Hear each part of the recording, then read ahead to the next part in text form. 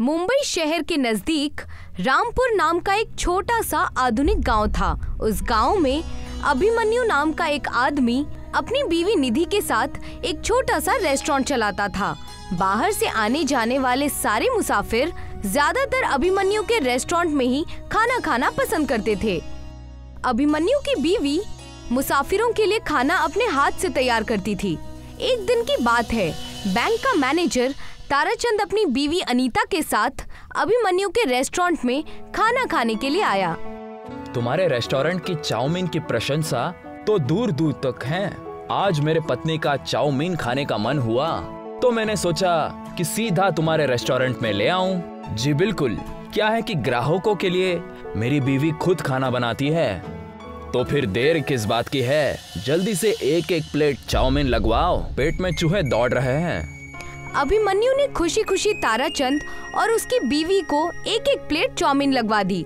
वाकई अभिमन्यु, जैसा सुना था वैसा ही पाया। मुझे आपसे एक बात भी करनी है ताराचंद जी। इस महीने में बैंक की इंस्टॉलमेंट नहीं चुका पाऊंगा। मेरा बेटा मुंबई शहर में पढ़ता है और उसकी इस महीने फीस जमा होनी है। अरे तो इसमें चिंता की क्या बात है, तुम कहीं भागे थोड़ी ना जा रहे हो। और वैसे भी मैं तो तुम्हें 2 गुना लोन देने के लिए तैयार हूँ। मैं तो कहता हूँ कि तुम इस रेस्टोरेंट को और बड़ा बना लो, इसे एक बहुत बड़े अच्छे होटल में कन्वर्ट कर दो। नहीं नहीं ताराचंद जी, मैं इस छोटे से रेस्टोरेंट में ही बहुत खुश हूँ। मैं और बैंकों के चक्कर काटने से बच गया। ताराचंद रेस्टोरेंट से बाहर निकल गया और अभिमन्यु के रेस्टोरेंट के ठीक सामने बने एक बड़े से रेस्टोरेंट को देखकर मुस्कुराने लगा। ये तो अभिमन्यु के रेस्टोरेंट से बड़ा और काफी अच्छा मालूम होता है। हाँ, रेस्टोरेंट अभिमन्यु के रेस्टोरेंट से काफी बड़ा है। ये ब्रिजेश का रेस्टोरेंट है, लेकिन आसपास के लोग अभिमन्यु के रेस्टोरेंट का ही खाना पसंद करते हैं। बैंक मैनेजर ताराचंद अपनी बीवी के साथ कार में बैठकर चला गया। उसकी बातें दूसरे रेस्टोरेंट का मालिक ब्रजेश अपने सत्यम के साथ पीछे से चुपके से सुन रहा था।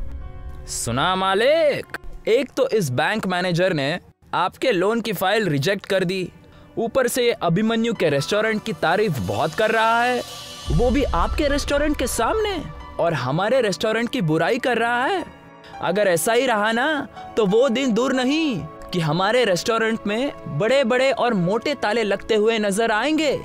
तुमसे कितनी बार कहा है सत्यम कि अच्छा अच्छा बोला करो, वो दिन कभी नहीं आएगा। कैसे नहीं आएगा मालिक? देखिए ना, दिन पर दिन हमारे रेस्टोरेंट में ग्राहकों की संख्या कम होती जा रही है। ये बात तो तुम्हारी बिल्कुल सही है सत्यम कि अभिमन्यु के रेस्टोरेंट की वजह से मुझे बहुत नुकसान उठाना पड़ रहा है। अभिमन्यु के रेस्टोरेंट में सारा खाना उसकी पत्नी निधि बनाती है। आप भी अपने रेस्टोरेंट का खाना अपने बीवी से तैयार क्यों नहीं करवाते? ये कैसी बातें कर रहे हो तुम? मेरी पत्नी को तो भोजन बनाना ही नहीं आता। पिछली बार तुमने खुद उसके हाथ के बने हुए आलू के पराठे खाए थे और अगले दिन तुम बीमार पड़ गए थे। इसमें तो कोई शक नहीं। चिंता मत करो सत्यम, मेरे दिमाग में एक आइडिया है।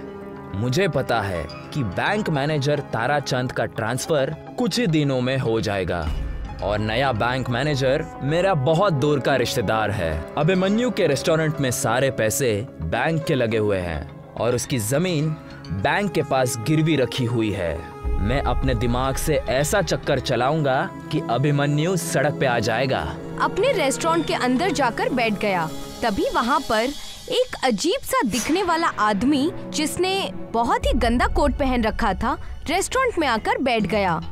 मुझे बहुत जोरों की भूख लगी है, जल्दी से बर्गर, पिज्जा और ब्लैक कॉफी लेकर आओ।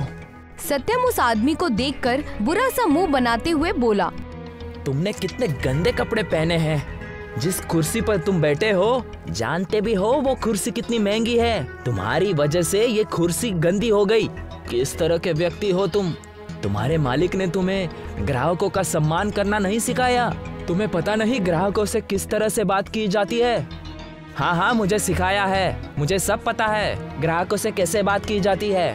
ग्राहक भी तुम्हारे जैसे गंदे कपड़े पहनकर इतने आलीशान और बड़े रेस्टोरेंट में नहीं आते। बस हो गया, अब तुम मेरा अपमान कर रहे हो। देखो, तुम मुझे नहीं जानते हो मैं कौन हूँ। और हाँ, किसी भी इंसान के कपड़ों से उसके औकात का अंदाजा नहीं लगाया जा सकता। कभी कभी आंखों के सामने नजर आने वाला सच भी सच नहीं होता है। लगता है कोई पुरानी घिसी पीटी हिंदी पिक्चर देखकर आए हो तुम। तभी वहाँ पर ब्रजेश आ गया। क्या हुआ सत्यम, क्या बहसबाजी हो रही है? देखिए ना मालिक, इस आदमी ने कितने गंदे कपड़े पहने हुए हैं। इसके कोट की हालत देखिए, ऐसा लगता है कि सालों से इस कोट की धुलाई ही नहीं हुई है। ऊपर से ये आदमी आपके ऊपर आरोप लगा रहा है। मेरे ऊपर आरोप लगा रहा है? मैं कुछ समझा नहीं। बोल रहा है कि तुम्हारे मालिक ने तुम्हें ग्राहकों से बात करने के लिए तमीज नहीं सिखाई। हाँ तो क्या गलत बोल रहा हूँ मैं? तुम्हारा नौकर मेरा ऑर्डर लेने के बजाय मेरे कपड़ों को देख रहा है। इस रेस्टोरेंट में तुम्हारे जैसे गंदे दिखने वाले आदमी नहीं आते। मेरे नौकर ने बिल्कुल सही कहा है। मुझे भी शक है कि तुम्हारी जेब में पैसे होंगे या नहीं। तुम्हारी जगह यहाँ नहीं है, उस सामने वाले रेस्टोरेंट में है। जाओ, जाकर वहीं बैठो। ब्रजेश की बात सुनकर वो आदमी नाराज होकर उठ खड़ा हुआ और सीधा अभिमन्यु के रेस्टोरेंट में जाकर बैठ गया। जी, क्या लेंगे आप? मुझे चीज बर्गर और बढ़िया सी ब्लैक कॉफी। जी, अभी लगवाता हूँ।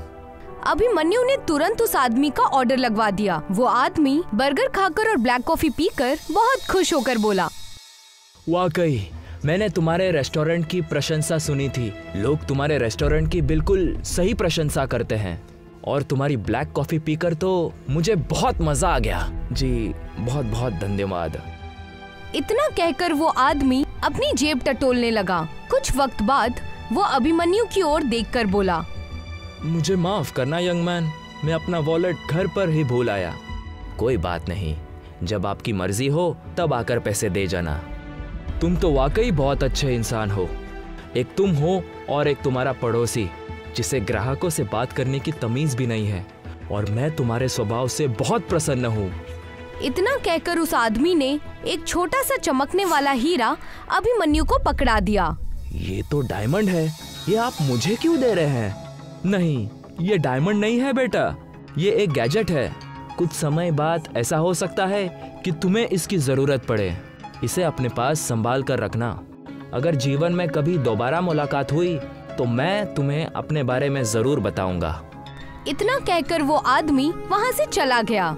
उसके जाते ही निधि अभिमन्यु से बोली, कौन था ये? पता नहीं निधि, लेकिन वो जो भी था उसकी आंखों को देखकर मुझे ऐसा महसूस हुआ जैसे कि वो कोई बहुत ही बड़े प्रॉपर्टी का मालिक हो। लेकिन उसने कपड़े तो काफी गंदे पहने हुए थे। किसी के कपड़ों को देखकर उसके औकात का अंदाजा नहीं लगाया जाता निधि। उसकी आंखों की चमक और चेहरे की झुर्रियां सब कुछ कह देती है। बस पढ़ने वाला होना चाहिए। कुछ वक्त ऐसे ही बीत गया और एक दिन बैंक मैनेजर ताराचंद का ट्रांसफर हो गया और उसकी जगह ब्रजेश का रिश्तेदार टिल्लू मैनेजर बनकर बैंक में आया। ब्रजेश टिल्लू की चापलूसी करता हुआ बैंक में पहुंचकर बोला, मैं आपका काफी दिनों से इंतजार कर रहा था। मैं जानता हूँ ब्रजेश, इस गांव में मेरा ट्रांसफर करने के लिए तुमने कितनी मेहनत की है। आपके जैसा ईमानदार बैंक मैनेजर इस दौर में कहाँ है? तुम कहना क्या चाहते हो? मेरे रेस्टोरेंट के सामने अभिमन्यु नाम का व्यक्ति रेस्टोरेंट चलाता है। उसके रेस्टोरेंट में सारा पैसा बैंक का लगा हुआ है, लेकिन वो अपने आप को बैंक का मालिक समझता है। उसकी जब मर्जी होती है वो बैंक की इंस्टॉलमेंट चुकाता है और जब मर्जी नहीं होती नहीं चुकाता। नियम के मुताबिक उसे 1 साल के अंदर अपना लोन क्लियर कर देना था, मगर आज उसके लोन को पूरे 3 साल हो चुके हैं। पिछले वाले बैंक मैनेजर उसके फेवर में रहते थे। मैं चाहता हूँ कि आपका सारा पैसा आप उससे ले लीजिए। अब तुम्हारा दूर का रिश्तेदार हूँ ब्रजेश, तो तुम्हारे लिए तो इतना कर ही सकता हूँ, लेकिन तुम तो जानते हो कि रिश्तेदारी से ही सब कुछ नहीं होता।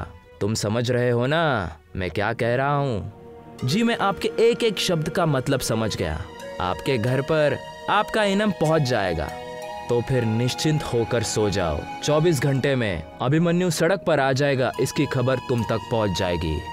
अगले दिन बैंक मैनेजर टिल्लू सारे पेपर्स लेकर अभिमन्यु के रेस्टोरेंट में पहुंच गया और बैंक के सारे पैसे एक साथ देने की बात करने लगा। मैं सारे पैसे एक साथ नहीं दे सकता, मुझे कुछ तो वक्त दीजिए। बैंक ने तुम्हें 1 साल का वक्त दिया था, लेकिन पिछले वाले बैंक मैनेजर साहब ने तो कभी भी ऐतराज नहीं जताया। वो पुराने मैनेजर थे, मैं नया मैनेजर हूँ। तुम्हारे पास 1 दिन का वक्त है। 1 दिन के अंदर अंदर 25 लाख रुपए बैंक में जमा कर दो, नहीं तो तुम्हारे इस रेस्टोरेंट पर बैंक कब्जा कर लेगी। और याद रखना, मुझे इसका पूरा अधिकार है। इतना कहकर टिल्लू वहाँ से चला गया। अभिमन्यु बेचारा 1 दिन में इतने पैसों का इंतजाम नहीं कर पाया। बैंक मैनेजर ने बड़ी चालाकी से अभिमन्यु का घर और रेस्टोरेंट जब्त कर लिया और अभिमन्यु को घर से बाहर निकाल दिया। वो दोनों मियाँ बीवी 2 दिन से भूखे प्यासे थे कि तभी अभिमन्यु को अचानक कुछ याद आया। उसने अपने कोट की जेब से वही हीरा निकाल लिया। ये तो वही हीरा है ना जो वो गंदा दिखने वाला आदमी देकर गया था। सोच रहा हूँ इस हीरे को बाजार में बेच दूं। अचानक वो हीरा उसके हाथ से छूटकर जमीन पर गिर गया और चारों ओर रंग बिरंगी रोशनी फैल गई। देखते ही देखते अभिमन्यु के सामने एक रेस्टोरेंट खड़ा था। ये कैसे मुमकिन हो सकता है? क्या वो कोई जादूगर था? नहीं निधि, मुझे याद आ गया। उस व्यक्ति ने ये कहा था, ये कोई हीरा नहीं, ये कोई गैजेट है। ये तो एक अंदर से बहुत आलीशान रेस्टोरेंट लगता है। चलो अंदर चलकर देखते हैं। निधि और अभिमन्यु उस रेस्टोरेंट के अंदर घुस गए। उन्होंने देखा कि उस रेस्टोरेंट के अंदर वेटर के रूप में रोबोट काम कर रहे थे। मिस्टर, आपका स्वागत है रेस्टोरेंट के नए मालिक और आपका भी मिस। अभिमन्यु खुशी से चीखते हुए बोला, ये तो कमाल हो गया निधि। बोलिए मालिक, इस रेस्टोरेंट को कहाँ पर लेकर चलना है? क्या मतलब? इस रेस्टोरेंट को आप अपनी मर्जी से जहाँ चाहे ले जा सकते हैं। ये आपका हर आदेश मानेगा। मैं समझ गया, ये एक नए तकनीक से बना हुआ रेस्टोरेंट है। ये विज्ञान का चमत्कार है। मैं समझ गया, वो व्यक्ति बहुत बड़ा साइंटिस्ट था। उस दिन के बाद अभिमन्यु और उसकी बीवी उसी चलने वाले रेस्टोरेंट में घर घर जाकर सेवा देने लगे। कुछ ही महीनों में अभिमन्यु के चलने वाले रेस्टोरेंट का नाम पूरे गांव और आसपास के कस्बों में मशहूर हो गया। अब किसी को कुछ भी खाने की जरूरत होती तो अभिमन्यु का रेस्टोरेंट चलकर उसके पास पहुंच जाता। अभिमन्यु ने कुछ ही महीनों में बैंक की सारी रकम चुका दी। कुछ कीजिए मालिक, आपने तो उसे सड़क पर ला दिया था, मगर वो तो सड़क पर चलने वाला ही रेस्टोरेंट लेकर आया। मेरे भी कुछ समझ में नहीं आ रहा सत्यम कि ये चमत्कार हुआ कैसे। पहले तो मेरे रेस्टोरेंट में फिर भी 1-2 लोग आ जाते थे, अब तो उन्होंने भी आना बंद कर दिया है। क्या बात कर रहे हो मालिक? आपके रेस्टोरेंट में पिछले 2 महीनों से कोई ग्राहक नहीं आया। मैं ही अकेला बैठा हुआ मक्खियाँ मार रहा हूँ। चिंता मत करो, मैं आज इस अभिमन्यु का किस्सा ही खत्म कर दूंगा। आप क्या करेंगे मालिक? मैं उस रेस्टोरेंट को बम से उड़ा दूंगा। सुना है जिसको जरूरत होती है वो रेस्टोरेंट खुद वहां पहुंच जाता है। इस बार उस रेस्टोरेंट को तुम अपने घर के पास बुलाना, उसके बाद वहीं पर ये सारा खेल खत्म कर देंगे। ब्रिजेश के कहने पर सत्यम ने उस रेस्टोरेंट को अपने घर के पास बड़ी चालाकी से बुला लिया। ब्रिजेश और सत्यम चुपके से उस रेस्टोरेंट के अंदर घुस गए। ब्रिजेश के हाथों में एक बड़ा सा बम था, मगर अचानक रेस्टोरेंट में सायरन बजने लग गए और एक रोबोट की सेना ने ब्रिजेश और सत्यम को घेर लिया। तुम्हारे हाथों में बम है, ये कैसे हो सकता है? तो तुम्हें कैसे पता चला?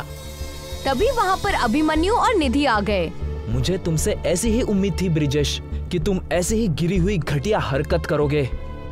अभिमन्यु ने इतना कहा ही था कि तभी वहाँ पर वही गंदा सा दिखने वाला इंसान, जो अब बहुत साफ सुथरे कपड़े पहने हुआ था, मुस्कुराता हुआ आया। मुझे देखकर तुम लोग इस तरह से हैरान मत हो। मेरा नाम प्रोफेसर हॉकिंग्स है। मैं एक बड़ा साइंटिस्ट हूँ। दरअसल इस चलने वाले रेस्टोरेंट को बनाने में मुझे काफी साल लग गए। उस दिन मैं ये प्रयोग में सफल हो गया था और खुशी के मारे मैं अभिमन्यु के रेस्टोरेंट में कुछ खाने के लिए आया था, मगर बाहर मैंने ब्रिजेश की और उसकी नौकर की बातें चुपके से सुन ली थी। मैं समझ गया कि ये अभिमन्यु के आने वाले वक्त में कोई न कोई समस्या खड़ा कर देंगे। लेकिन तुम चिंता मत करो, ये अब तुम्हारा ही रहेगा। मैं इसके जैसे और भी गैजेट्स बनाऊंगा। पुलिस ने सत्यम और ब्रिजेश को अरेस्ट करके जेल भेज दिया। अभिमन्यु के पास आज भी वो चलने वाला रेस्टोरेंट मौजूद है। एक वक्त की बात है जब अंग्रेजों का भारत देश पर कहर फैला हुआ था। जो भी उनके खिलाफ आवाज उठाता वो उसे अपने बदबूदार तहखाने में डाल देते। आखिर कब तक इन अंग्रेजों की गुलामी हमें सहनी पड़ेगी? यहाँ रहते रहते 14 साल हो गए हैं। कुछ दिन बाद हम यहाँ से छूट जाएंगे, लेकिन हम यहाँ से जाकर करेंगे भी क्या? मैं तो सबसे पहले अपने परिवार से जाकर मिलूंगा। मेरी बेटी बहुत बड़ी हो चुकी होगी। पिछले 14 साल से मैंने उसे देखा तक नहीं है। कमल और करिया अंग्रेजों के झूठे इल्जामों की वजह से कैद हो गए थे। पूरे 14 साल तहखाने में बिताने के बाद आखिर उनके छूटने का दिन आ गया था। दोनों बेहद ज्यादा खुश थे। मैं उम्मीद करता हूँ कि तुम सबक सीख कर जाओगे और तुम भी उम्मीद करना कि हम दोबारा नहीं मिलेंगे। कमल और करिया तहखाने से छूटकर सीधा अपने घर चले जाते हैं। दोनों एक ही कस्बे के रहने वाले थे। कमल अपनी बेटी और परिवार से मिलने के लिए बेहद खुश होता है और जैसे ही घर जाता है वहाँ जाकर देखता है कि वहाँ एक टूटा फूटा मकान है। सुषमा, पायल, कहाँ हो तुम दोनों? देखो मैं आ गया। कुछ देर आवाज लगाने पर भी वहाँ कोई नहीं आया। तब गांव के घुमक्कड़ चाचा जान ने कमल से कहा, कौन हो तुम बेटा और किसे आवाज लगा रहे हो? अरे घुमक्कड़ काका, आप तो बूढ़े हो गए हैं। मुझे पहचाना? मैं कमल, मैं अभी जेल से छूटा हूँ। अरे आओ आओ कमल बेटा आओ। तुम्हारी तबीयत कैसी है? वो सब छोड़िए, मुझे ये बताइए कि मेरी पत्नी और मेरी बेटी कहाँ है? मेरी आंखें उनको देखने के लिए तरस गई हैं। क्या बताऊं बेटा, तुम्हारे जेल जाने के बाद तुम्हारे घर का बुरा हाल था। सुषमा बेचारी लोगों के घरों में जाकर झाड़ू पोछा करती थी और तुम्हारी बेटी पढ़ाई के लिए तरस रही है। मालिक ने हमारे परिवार का बहुत बुरा हाल किया है। मैं क्या करूं जिससे मेरा परिवार सही सलामत रहे? लेकिन ये दोनों है कहाँ? तुम्हारी बेटी और बेगम हमारे गांव के उस जंगल के पास रहते हैं। आजकल सुषमा वहां लकड़ियां काटकर अपना घर चला रही है। जाओ जाकर मिल लो। चाचा जान की बात सुनते ही वो अपने परिवार से मिलने के लिए जंगल की तरफ चला गया। वहां जाकर अपने परिवार को बुरे हालातों में देखकर उसके आंखों से आंसू बहने लगे। सुषमा, देखो मैं आ गया। चलो घर चलते हैं। अब आए हैं आप? जब हमारा परिवार ही नहीं बचा, मुझे क्या करेंगे उस घर में ले जाकर?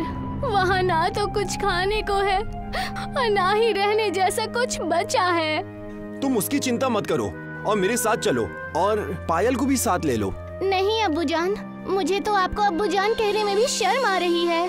सबने ताने मार मार के ये हालत कर दी है हमारी। अब आप मुझसे तभी मिलने आना जब आप काबिल बन जाना। कमल अपने परिवार को बिखरता हुआ देख चुका था। वो वहाँ से चुपचाप मायूस होकर वहाँ से चला जाता है और ये सारी बातें करिया को बताता है। मैं जानता हूँ दोस्त, हम अपने देश के लिए जेल गए और देश आज हमारा ये हाल कर रहा है। क्यों ना हम नौकरी ढूंढे? कहीं ना कहीं कोई ना कोई छोटा मोटा तो काम मिल ही जाएगा। कमल और करिया कई जगह काम मांगने जाते हैं, लेकिन उनके तहखाने जाने की वजह से कोई भी उन्हें काम नहीं देता। पूरा कस्बा गांव सब छान मारा, कहीं कोई काम नहीं है। चलो वहाँ देखें, वहाँ एक खाने का होटल नजर आ रहा है। जाकर देखते हैं, कहीं वहाँ कुछ काम वाम मिल जाए। कमल और करिया वहाँ जाकर काम मांगने की कोशिश करते हैं। तब वहाँ की मालकिन उनसे कहती है, चले जाओ यहाँ से। तुम चोरों का क्या भरोसा? कहीं मेरे यहाँ ही डाका डाल दिया तो? चले जाओ यहाँ से। करिया और कमल वहाँ से भी निराश होकर चले जाते हैं। कई दिनों तक कोशिश करने के बाद भी उनके हाथ कुछ नहीं लगता। तब कमल कहता है, ये सब उस जेल की वजह से हुआ है। ना हम जेल जाते ना ये सब होता। तो चलो उसी जेल के पास। कमल और करिया उस तहखाने के पास जाते हैं जहाँ वो 14 साल से रह रहे थे और वहाँ जाकर उसी अंग्रेज जेलर से कहते हैं, तुमने हमें बेमतलब के 14 साल जेल में रखा, जिस वजह से ना तो हमारे पास काम है और ना ही खाना। और हमारा परिवार तो हमसे मिलने से भी डर रहा है। तुम जैसे 2 कौड़ी के कैदी फिर से जेल में आ गए, तो तुम क्या चाहते हो? तो तुम्हें हम और क्या दे? आप हमें काम दीजिए और क्या, नहीं तो तुम्हारी खैर नहीं। मैं तंग आ गया हूँ तुम जैसे से मिल कर। हमेशा तुम्हारे जैसे कैदी यहाँ आकर काम की भीख मांगते हैं। क्या कहा? हमारे जैसे और है? क्या तुम बता सकते हो वो कहाँ मिलेंगे? खुद जाकर देख लो, मैं तुम्हारा नौकर नहीं हूँ। कमल और करिया सारे बेरोजगार तहखाने के कैदियों को ढूंढने लगे। देखते ही देखते कई सारे कैदी जमा हो जाते हैं। कमल उनसे कहता है, हम सबके पास कुछ काम नहीं है, लेकिन अगर हम मिलकर कुछ काम करें तो हमारे पास बहुत सारा काम आ जाएगा। लेकिन कमल भाई, हम करेंगे भी क्या? ना तो हमें कुछ आता है और ना ही कुछ सामान है करने के लिए। बिल्कुल, हमें तो आवाम ने भी ठुकरा दिया है। इन सब के बीच अब नया क्या करे? तुम सब बस खाना खाना जानते हो क्या? उसके अलावा कुछ भी नहीं। लानत है तुम सब पर। लेकिन ये खाना बनाना भी जानता है। खाने पीने से याद आया कि हम एक होटल खोल सकते हैं, जिससे हम सब लोगों को खाना खिलाकर पैसे कमा सकते हैं। नहीं, ये सब मत करना, मैं राजी नहीं हूँ। कमल भाई, हम कुछ राशन उधार लेकर अपना होटल खोल सकते हैं। हमें बस अच्छी जगह की तलाश है। जगह की चिंता मत करो, मेरे गांव का घर किस दिन काम आएगा। हम कल ही वहाँ पर जेल होटल खोलेंगे। सारे जेल के भाई लोग मिलकर उस होटल को चलाएंगे। करिया और कमल ने मिलकर कमल के घर को तहखाने जैसे रेस्टोरेंट में तब्दील कर दिया, जो गांव के बिल्कुल पास में ही था। सारे कैदी अलग अलग कस्बों में जाकर अपने रेस्टोरेंट का प्रचार करने लगे। देखते ही देखते कुछ वक्त बीत चुके थे।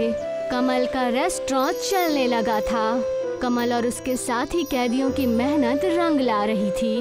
भाईजान, क्या आप मुझे मक्के का पराठा और सरसों की सब्जी देंगे? हाँ बिल्कुल, मिलेगा ना। आप वहाँ जाकर टेबल पर बैठ जाइए। तहखाने जैसा रेस्टोरेंट है, इसका मतलब ये नहीं कि तुम हमें वहाँ जैसा ही खाना दो। याद रखना, मैं बेहद खतरनाक हूँ। एक तरफ सारे कैदी बेहद खुश थे कि अपनी सजा काटने के बाद यही एक वक्त था जहाँ वो अपने परिवार से फिर से जुड़ने लगे थे। कमल का परिवार भी उसके रेस्टोरेंट में आकर मेहनत करने लगा था। लेकिन दूसरी तरफ तहखाने के जेलर को कैदियों के इस व्यापार के बारे में पता चल गया था। मैंने सुना है कि जेल से छूटे हुए कैदी कुछ हलचल कर रहे हैं। क्या करे मालिक, इन्हें फिर से अंदर कर दे। हमें इनकी गुलामी ही चाहिए। इन्हें मिलावट का खाना बनाने के जुर्म में गिरफ्तार कर लो। और वैसा ही हुआ। जेलर और उसके सिपाही अगले दिन ही कमल के रेस्टोरेंट में पहुंचकर उनको मिलावट का सामान बेचने के जुर्म में गिरफ्तार करने आ जाते हैं। मैं तुम सबको नकली जहरीला खाना बनाने के इल्जाम में गिरफ्तार करता हूँ। तुम 2 कौड़ी के लोग जेल में ही रहना डिजर्व करते हो, ना कि जेल के बाहर। और जैसे ही अंग्रेज जेलर और उनके सिपाही उन्हें गिरफ्तार करने लगे, सारे कस्बे वाले इकट्ठा हो गए और उनसे कहने लगे, तुम सब यहाँ से चले जाओ, वरना तुम्हारी खैर नहीं। हम तुम्हें कहीं का नहीं छोड़ेंगे, वरना मुझे तुम्हें गिरफ्तार करना पड़ेगा। अंग्रेज के इतना कहते ही घुम्मट चाचा जान ने अपने थैले में रखा अगरबत्ती का पाक राख निकालते हैं और उनसे कहने लगते हैं, ये मेरे हाथ में जो जादुई अगरबत्ती का राख दिख रहा है ना, ये जादुई है।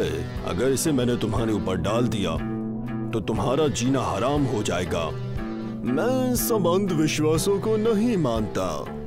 घुम्मट चाचा जान ने उन अंग्रेजों पर वो पाक राख छिड़क दी, जिससे अंग्रेजों को दिखाई देना बंद हो गया। अरे, मुझे दिखाई क्यों नहीं दे रहा है? ओह माय गॉड, मुझे दिखाई क्यों नहीं दे रहा है? मुझे माफ कर दो, मैं ये गलती दोबारा नहीं करूँगा। अभी सिर्फ दिखाई देना बंद हुआ है, चले जाओ वरना सब बंद हो जाएगा। घुम्मट चाचा जान के पाक राख ने कमल के रेस्टोरेंट को बचा लिया। सारे कस्बे वालों ने एक साथ मिलकर अंग्रेजों का सामना किया और उन्हें अपने कस्बे से मार भगाया। पवन और सोनू 2 सगे भाई थे। उनकी माँ ने मरने से पहले पवन को सोनू की जिम्मेदारी दी थी, क्योंकि पवन चतुर था और सोनू बहुत ही सीधा था। मेरे बच्चों, मेरा अंत समय आ गया है और मुझे सोनू की चिंता होती है। वो बहुत भोला है, उसका जीवन कैसे व्यतीत होगा, और ऊपर से वो एक पैर से अपाहिज भी है। अम्मा, आप ऐसा क्यों कह रही हैं? बेटा, एक ना एक दिन तो सबको जाना ही है। मेरा वक्त अब आ गया है। मैं तेरे अब्बू के पास जा रही हूँ। अब सोनू की जिम्मेदारी मैं तुझ पर छोड़कर जा रही हूँ। जो हमारी जमीन है उसमें खेती बाड़ी करना और अपना जीवन व्यतीत करना। सोनू का ख्याल रखना। ये कहकर सोनू के माँ की मृत्यु हो जाती है। सोनू को बहुत दुख होता है। पवन को अम्मी के जाने का दुख तो होता ही है, परंतु उसे बहुत खुशी भी होती है कि उसके पास जमीन का एक छोटा सा टुकड़ा आ गया है और अब वो अपने जीवन को बहुत अच्छी तरह से व्यतीत करेगा। अम्मा गई तो गई, मगर अपनी सारी जिम्मेदारी मुझे देकर चली गई। इस अपाहिज सोनू को मैं कब तक ढोता रहूंगा? मेरा भी परिवार होगा, मेरे भी बीवी बच्चे होंगे, तो क्या मैं जिंदगी भर इस अपाहिज सोनू को अपने साथ रखूंगा? नहीं, मैं ऐसा नहीं होने दूंगा। पवन सोच रहा था कि वो सोनू को अपने से दूर कैसे रखे। तभी उसके शैतानी दिमाग में एक तरकीब आती है और वो सोनू को आवाज देता है। देख सोनू, अम्मा तो हमें छोड़कर चली गई और तेरी जिम्मेदारी मेरे ऊपर छोड़कर चली गई। अब इतनी बड़ी जमीन है, इसको मैं अकेला कैसे संभाल सकता हूँ? मुझे तो खेती करनी भी नहीं आती। मैं भला इतनी बड़ी जमीन पर खेती कैसे कर पाऊंगा? ये तो मुझे आता ही नहीं, क्योंकि मैं तो कभी अम्मा के साथ खेत पर गया भी नहीं था। पूरा दिन तू ही तो उनके साथ खेत पर जाया करता था। माँ मुझे खेती करने ही नहीं देती थी, बस पढ़ाई करने को कहती रहती थी। भैया, आप फिक्र क्यों करते हैं? मैं पूरी जमीन संभाल लूंगा। आप अपनी तालीम पर ध्यान दीजिए। सोनू, तुम कितने अच्छे हो। तुमने खेतों की जिम्मेदारी लेकर मेरे ऊपर से बहुत बड़ा बोझ हटा दिया। तुम खेत संभालो, मैं पढ़ाई संभालता हूँ। आप बेफिक्र रहिए, मैं अब जमीन की तरफ जाता हूँ। सोनू कड़ी धूप में खेती करता है। वो खेत में चने की दाल और गेहूं उगाता है, जो कि बहुत अच्छी फसल के रूप में उभर कर आते हैं। उन्हें देखकर सोनू बहुत खुश हो रहा था, क्योंकि उसकी मेहनत रंग लाई थी। वो भागा भागा पवन के पास जाता है। अरे ठहर जा, क्यों इतनी तेजी से भाग रहा है? ऐसा क्या हो गया कि तू इस तरह भागता हुआ आ रहा है? वैसे तो तू चल भी नहीं पाता, लेकिन अब हवा से बातें कर रहा है तू। भैया, बात ही कुछ ऐसी है। देखो, मेरी मेहनत रंग लाई। गेहूं की बालियां कितनी अच्छी हुई हैं। हवा में ऐसे लहरा रही हैं जैसे सोना। चने की दाल और गेहूं बहुत अच्छे हुए हैं इस बार। अच्छा, क्या बात है? पवन जब खेत में गेहूं और चने की दाल देखता है तो उसे बहुत खुशी होती है और उसके मन में लालच आ जाता है। अगर ये सोनू यहाँ पर रहेगा तो मुझे इसे आधा हिस्सा देना पड़ेगा। मैं इसे थोड़ा सा चना और गेहूं देकर इसको रफा दफा कर देता हूँ। देख सोनू, तूने मेहनत की, ये बहुत अच्छी बात है, मगर मैं कब तक तेरा बोझ उठाऊंगा? तू अपने हिस्से के चने और गेहूं लेकर अब मेरा पीछा छोड़ दे। भैया, आप ऐसे क्यों कह रहे हैं? अम्मी ने आपको और मुझे साथ रहने को कहा था। अम्मा इस दुनिया में अब नहीं है, इसलिए अब तू भी मेरी जिंदगी से रफा दफा हो जा। पवन सोनू को धक्के मारकर भगा देता है। सोनू परेशान होकर एक नदी के किनारे बैठा होता है। तभी उसका दोस्त अनिल वहां आ जाता है और उससे उसकी उदासी का कारण पूछता है। सोनू सारी बात अनिल को बता देता है। अनिल उसकी परेशानी देखकर सोनू को उसके साथ अपने घर पर चलने को कहता है। यार, मुझे अपने भैया से ये उम्मीद नहीं थी। मुझे घर से ही निकाल दिया। अब मैं इस दुनिया में किसके सहारे जीऊंगा? ये मुट्ठी भर गेहूं और चने लेकर मैं अपना जीवन कैसे व्यतीत करूंगा? गलती तो वैसे भाई की भी नहीं है। मुझ जैसे अपाहिज और मंद बुद्धि को वो अपने साथ भला रखेंगे भी क्यों? तू फिक्र क्यों करता है? तू मंद बुद्धि नहीं है, बल्कि बहुत सीधा है और हर किसी को अपनी खासियत के बारे में पता नहीं होता। अब करूं भी तो मैं क्या करूं? तू फिक्र मत कर, मेरे घर चल। मेरी माँ ने आज अच्छे पकवान बनाए हैं। आजा, मैं तुझे खिलाता हूँ। सोनू के बहुत मना करने पर भी अनिल उसे अपने साथ घर ले जाता है और घर ले जाकर दाल पकवान खिलाता है जो सोनू को बहुत पसंद आती है। ये तो बहुत स्वादिष्ट है, जी कर रहा बस खाए जाऊं। मैंने इतना स्वादिष्ट खाना कभी नहीं खाया। मेरे दिमाग में एक तरकीब है, क्यों न तू इन दाल और गेहूं का इस्तेमाल दाल पकवान बनाने के काम में कर। मतलब मैं ऐसा कर सकता हूँ? मेरे पास तो कोई जमीन भी नहीं है। तू इसकी फिक्र मत कर, उसका बंदोबस्त मैं करा देता हूँ। अनिल सोनू की मदद करता है और उसकी मदद से सोनू दाल पकवान बनाता है, पर वहाँ कोई भी ग्राहक दाल पकवान खाने नहीं आता। तभी एक बुढ़िया वहाँ पर आती है और उससे खाना मांगती है। अम्मा जी, आज ही दुकान शुरू की है, अभी तक कोई ग्राहक नहीं आया है। आप आई हो मेरी पहली ग्राहक, मैं आपको दाल पकवान जरूर खिलाऊंगा। पर बेटा, आज तुम्हारी पहली रसोई है, पर मेरे पास तुम्हें देने के लिए कुछ भी नहीं है। आपके पास तो बहुत कीमती चीज है, वो है आपकी दुआएं। आप बस अपनी दुआएं दीजिए और ये दाल पकवान खाइए। बुढ़िया दाल पकवान खाकर बहुत खुश होती है और वो अपनी पोटली में से थोड़ी सी चने की दाल निकालकर, मेरे पास तुम्हें देने के लिए कुछ भी नहीं है, लेकिन हाँ, ये चने की दाल है, इसे मेरी दुआएं समझकर अपने पास रख लो और इसे अपनी दाल में मिला लेना। ये कहकर वो चली जाती है। अगले दिन सोनू फिर से दाल पकवान बनाता है और बुढ़िया के दिए हुए दाने उस दाल पकवान में डाल देता है। जैसे ही दाल बनती है, ग्राहकों की कतार लग जाती है और शाम तक उसकी बहुत आमदनी होती है। उसे अपनी आंखों पर विश्वास नहीं होता।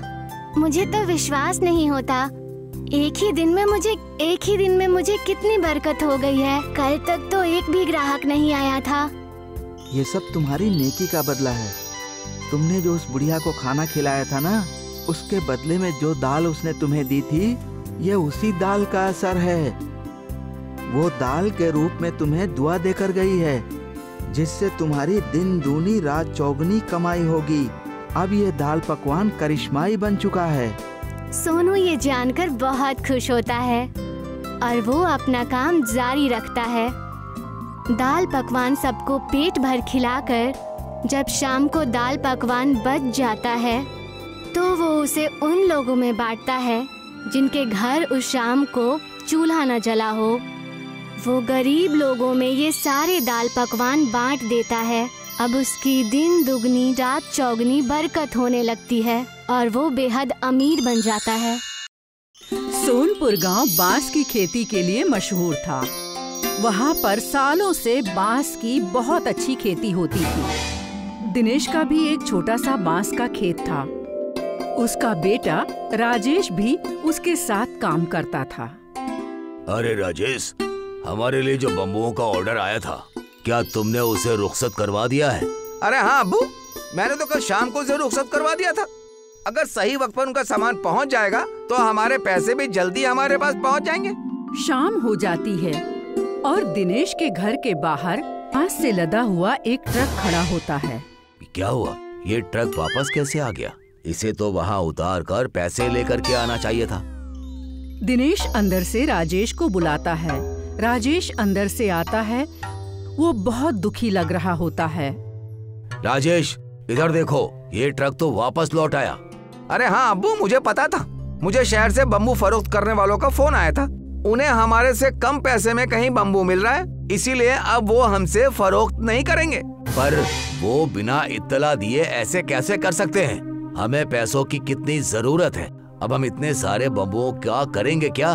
तुम उनसे कहो कि वो हमसे बम्बुओं को कम पैसों में फरोख्त कर लें। पर अब्बू, मैंने उनसे गुफ्तगू की, पर वो किसी भी वजह से हमारे बम्बुओं को फरोख्त नहीं करना चाहते। और मैंने उन्हें ये भी कहा कि मैं उन्हें आधी कीमत पर बम्बुओं को बेच दूंगा, पर वो माने ही नहीं। दिनेश और राजेश को इस धंधे से बहुत उम्मीद थी। कुछ दिनों से उनका कारोबार वैसे भी ठीक नहीं चल रहा था। और अब इतने बड़े ऑर्डर के वापस आ जाने से उनको धंधे में बहुत बड़ा नुकसान हो गया था।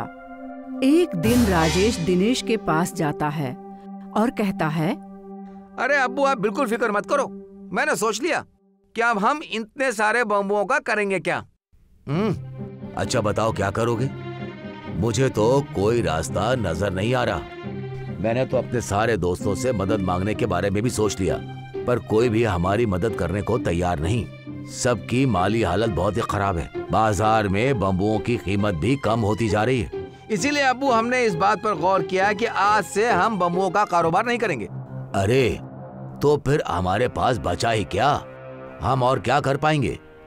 अरे अब्बू हम पिज्जा बनाएंगे। हाँ? क्या पिज्जा? वो कैसे?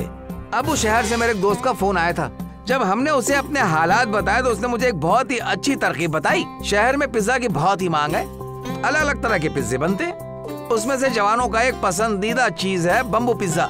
उसमें बम्बुओं को अंदर से खोखला करके पिज्जा बना दिया जाता है। हम भी बम्बू पिज्जा का कारोबार शुरू कर देते। पर बेटा हमें तो ऐसे कारोबार के बारे में जरा भी मालूमात नहीं है। अरे अब्बू आप फिक्र मत करो, अरे मेरे दोस्त ने कहा है वो हमारी हर तरह से मदद करेगा। राजेश दिनेश के साथ मिलकर बम्बू से पिज्जा बनाने की सारी तैयारी करता है और फिर धीरे धीरे बांस पर पिज्जा बनाना सीख जाते हैं। उसके बाद वो तय करता है कि वो एक दुकान बनाएगा। राजेश और दिनेश मिलकर बांस से एक छोटा सा होटल बनाते हैं और उस होटल के दरवाजे से लेकर खिड़कियां, टेबल, कुर्सी सब कुछ बांस का बना होता है। शुरू में तो उनके होटल में कोई नहीं आता है, पर एक दिन कॉलेज के 2 लड़के उनके होटल में आते हैं। अरे भाई बहुत सुरेश, कितना ही बेहतरीन होटल है। ये तो पूरा बांस से बना हुआ है और इसमें लिखा हुआ हमारी स्पेशलिटी है बम्बू पिज्जा। तो दुरुस्त है, चलो हम भी बम्बू पिज्जा को ट्राई करके देखते हैं। हाँ दुरुस्त कहा, मैं उसे ऑर्डर देता हूँ। वो दोनों बांस पर बने पिज्जा यानी बम्बू पिज्जा का ऑर्डर करते हैं। अरे विवेक, तूने गौर किया कि यहाँ पर सारे कुर्सी टेबल भी बम्बू के ही बने हुए हैं और देख बम्बुओं से सजावट भी कितनी अच्छी की है यार। आज प्लास्टिक के जमाने में ये इको फ्रेंडली होटल तो बहुत ही बेहतरीन है। हम सब लोगों को ऐसी ही चीजों का इस्तेमाल करना चाहिए। मैं इस होटल के मालिक से बात करता हूँ कि उन्हें ऐसा होटल बनाने का तरीका कहाँ से आया। विवेक और सुरेश दिनेश को बुलाकर उससे सवाल पूछते हैं। अरे यकीनन आपका होटल बहुत ही खूबसूरत है, आपने ये सब कैसे किया? दिनेश उन दोनों को अपनी पूरी दास्तां बताता है। विवेक और सुरेश उससे बहुत मुतासिर होते हैं। क्या आपका कारोबार ठीक चल रहा है? क्या आप मुनाफा पा रहे हैं?